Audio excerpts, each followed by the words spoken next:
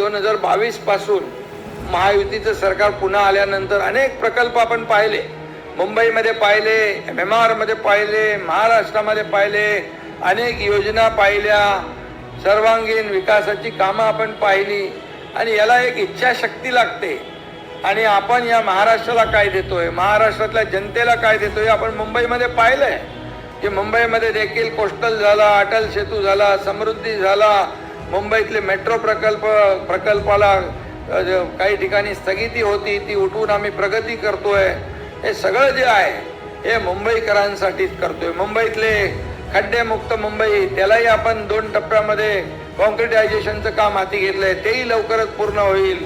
Sewerage treatment plant 25 वर्ष नव्हते, आमचं महायुती सरकार 22ला पुन्हा आल्यानंतर देवेंद्रजी मी तेव्हा तुगत होतो आणि तेव्हा त्याला मार्गी लावून टाकलं STP.